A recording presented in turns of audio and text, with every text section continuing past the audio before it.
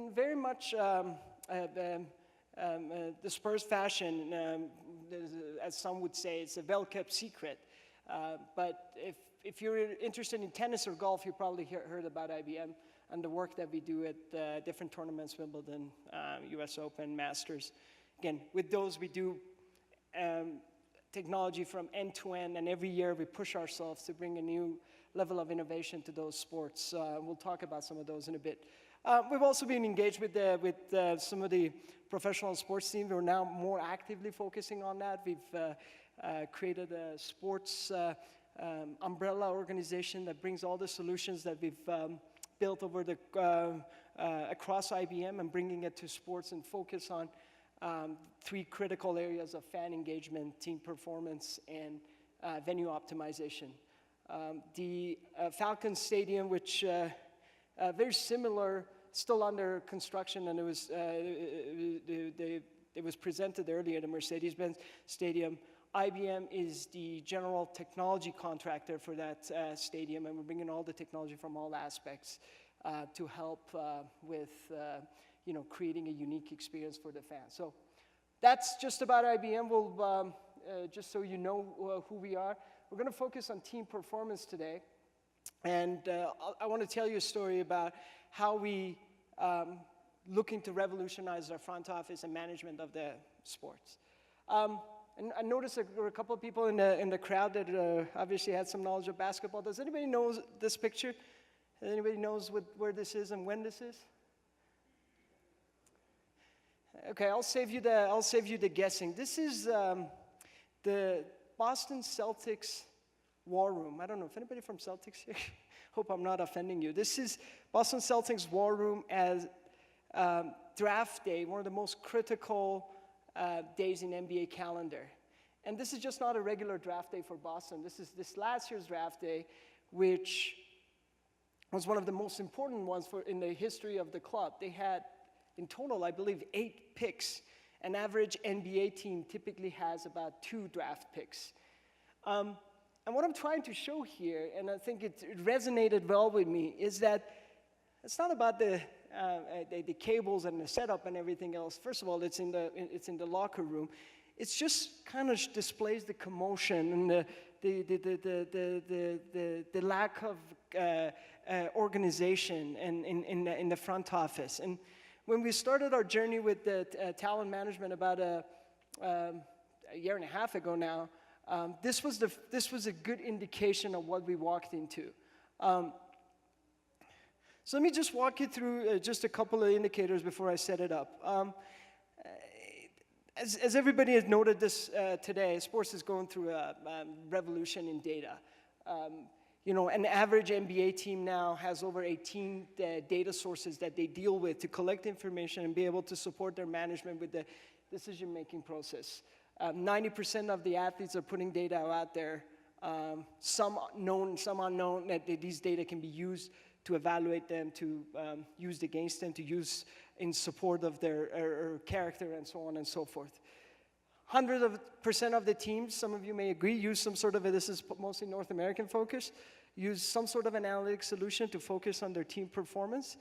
And I think I captured the 90%. But in general, the message in this slide is that there's a ton of data out there that are generated constantly and being used by teams.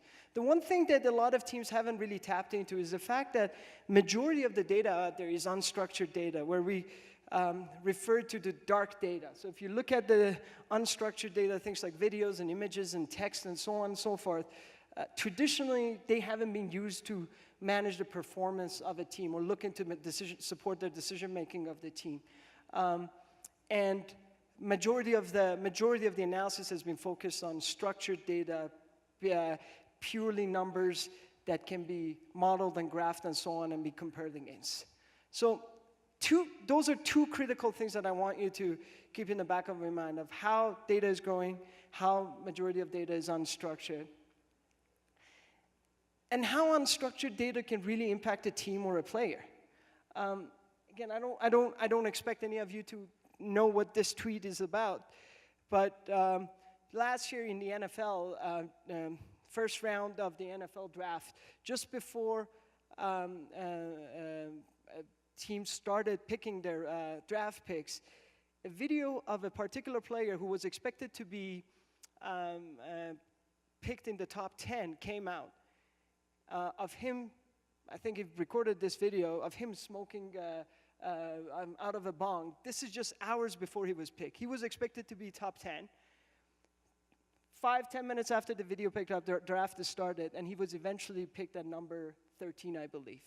The difference between picked up number 10, in top 10, and the number 13 is about $7 million. But not only that, the impact that that kind of a thing could have on the team going forward, that's also huge. That information was out there in some shape or form, in video, in text, is something to analyze this guy's character, but it wasn't really used by the teams until it was published and used against them. Looking at all this, the universe of data and the challenges that the team's having, we came up with an idea of how we can improve the operation of the front office of an NBA team. The product is now called IBM Sports Inside Central. At the time, didn't have a name. But the idea was, how can we create a unique picture around each specific athlete in a way that the management can look at the 360-degree view of that athlete and be able to make sense of it with some insights to support their decision-making process. And really the vision, this was something that in one of my meetings just recently, one of the general managers of the teams in the league said that the difference that you see in the sports and why our vision and mission kind of matches that is that the analytics by itself doesn't cut it anymore. It's not about stats and data anymore. It's about how you bring it into all together, fit pieces of puzzle, and create that unique picture for the management in a way that's personalized to them and it supports them when they want to make those critical multi-million-dollar decisions. So to get to that vision, we started looking at the universe of a basketball ecosystem. So the picture that you see behind me is just kind of captures that universe of what are the critical elements that each front office or management of the team deals with. You see on the right, we have the scouting, that's talent identification. So when you go out there identifying that player that's going to become a big player. On the opposite side is talent acquisition. For those of you who are familiar with the North American leagues, this is trade, draft, free agency, and there's a lot of rules around specifically the salary caps, trade rules, and various conditions that need to be taken into consideration. Performance management. How do you bring athletes' readiness to perform into the picture and fit a piece of a puzzle? And then coaching. How do you, once you've scouted the athlete, once you've acquired them, once you've managed their performance and trained them, how do you coach them to become successful? Our vision was really to bring all of this together under one umbrella and put the power at the management fingertips. This is where we started. This is an average NBA,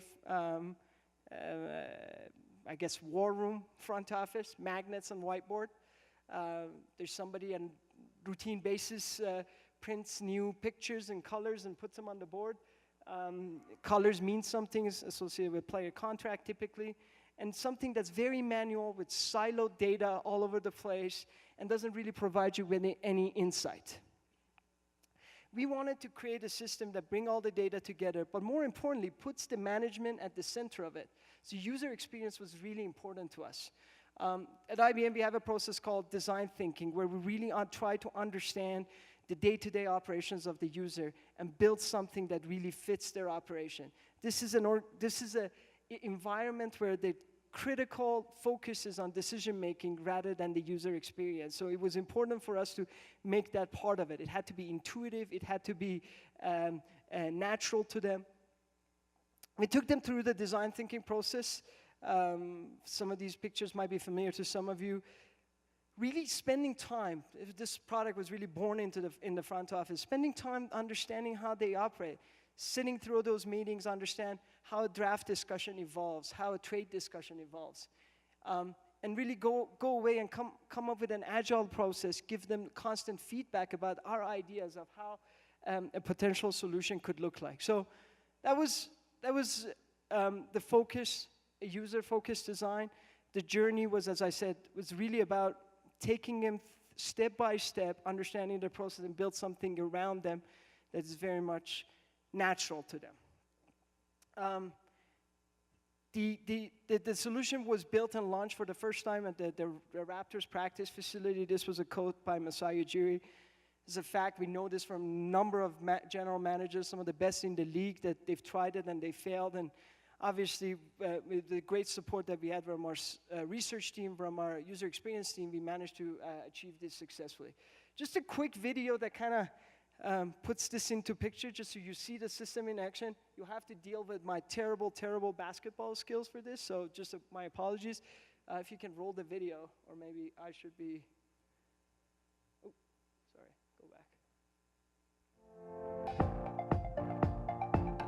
IBM has a long history in the sports industry. Sports teams rely heavily on data and analytics to improve their team performance. What we've done here in a very much a first-of-a-kind solution and in collaboration with Toronto Raptors was to really collect and analyze data from a variety of sources, structured, unstructured, internal, proprietary data, and drive insights in an interactive fashion that could support Raptors management make decisions.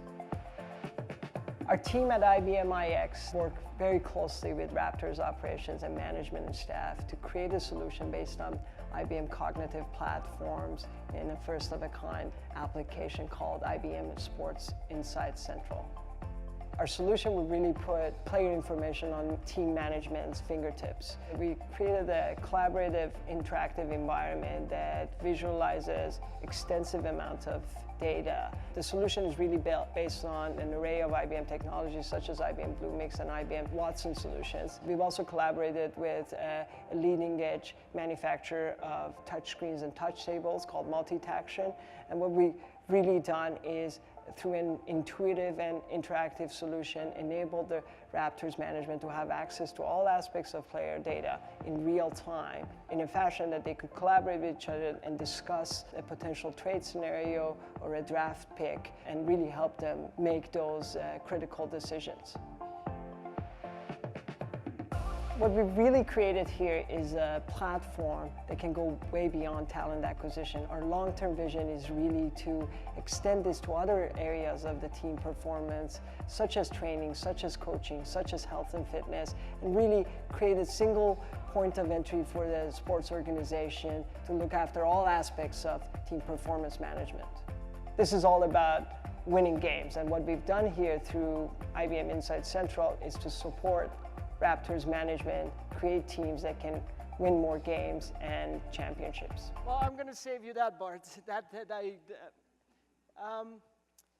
Just a quick video to put things in perspective. The other challenge that we really wanted to address here was, we obviously understand that, recognize that we're not the best in the science of basketball, and those people that are in the front office, they really understand the game. They have the basketball acumen. They have the experience to make those decisions. Our challenge was, how can we augment their process by bringing insights into their world that may not necessarily be what they're used to, but also provides them with some insight that they may want to take into consideration. To do that, we got some help from Watson. So for those of you who don't know, IBM Watson is our machine learning natural language processing platform. It understands language, it has the ability to learn and provide you with recommendation as it learns about more information. We started teaching Watson the language of basketball. And the real reason behind it was to support the management with all that unstructured data that's out there in the world that they may not have necessarily looked at in the past, and provide them with some insight that they typically don't look into. I'll just give you a couple of screenshot samples of how we use Watson and just the vision that we have to take this to the next level. This is a pure example of Pareto analysis for those of you that are stats in there. It's called trade-off analytics. The idea behind trade-off analytics was to look at the global universe of data and help put things into perspective for the management, for those players that they may not have necessarily considered in the past. So typically when you sit around acquiring a player, making draft decisions, names come off the top of your head. The idea was go to Watson based on your needs, those elements that you're looking for. Ask Watson to help you to create this universe of players that you should be considering. So in this picture, we're selecting 6 elements: number of rebounds, turnovers, field goals, and then Watson gives a full view of pictures of players that you should be considering. Some of them obviously untouchable, that's not the idea, you can change that, but some of them you may not have considered, and then we're bringing advanced analytics. The next step was really start bringing that unstructured data into the picture. So the first thing we did is what we call sentiment analysis. We look at scouting reports, we look at national media, we look at, based on the language of basketball that we've now taught Watson, we look at all that data and we develop a sentiment around a particular player. So obviously, Kristaps Porzingis, he just won the skill challenge at the All-Star game. This overall sentiment was positive, and this is just an example where it's looking at the 200 articles in national media. Obviously, this doesn't include scouting reports, and gives you with a sentiment based on the language of basketball that it knows. As an example, it knows that steal has a positive sentiment associated to it. So if any scouting reports reference the number of steals, it understands it and it uses it to create a positive sentiment. The second bit of this was to start looking at players' character. And this is a big thing in the sports, and we're just at the early stages of it, experimenting. But how do you define a player's character? Going back to the example around the football guy, how do you identify traits that may be harmful to your organization or to your team in the long run? Some of you may be familiar with the different players that have caused issues in the league. Again, looking at unstructured data, that could be anything from social media images, that could be anything to do with Facebook posts, reports, or interviews that player got, and create a real character around them. The idea is to eventually get to that holy grail to say, if this player has the desire, has the drive, and to become a great player in the league? Does this player have the discipline to perform within the culture of a particular team? That's where we're really heading to. A couple of quick examples of some experiments we've done in the NFL, and I'll wrap it up. I know I've gone over time. This is an example of NFL where, again, based on character, we're helping to compare players with historical players. Again, you know, Jerry Rice, probably not a whole lot of interviews and social media out there about him, but how do you use that data to find players that might be similar to historical players? At the bottom, how do you use the language that it's been taught to Watson to define a particular sentiment? Again, just a couple of more examples around defining the player's character and the sentiment. This is another level of a sentiment analysis based on the experts. So going out there, looking at the experts that do a lot of this on day-to-day basis, so scouting reports and so on and so forth, and media reporters, and look at their analysis and really crunching the numbers, coming back to you with a single picture to help you understand if there are things about this player that you want to take into consideration. I'm going to make this part quick, just that we're not going too much over time. But again, extending Watson, now that we've dealt with the player's performance around talent acquisition, extending it to sports science. We're now using, in collaboration with a company called Oracle, which is leaders in biomarker analysis, we're using Watson to provide personalized treatments to athletes. So what that means is what Oracle does is looks at athletes' blood analysis and then provides you with potential issues that the player might have based on the historical data.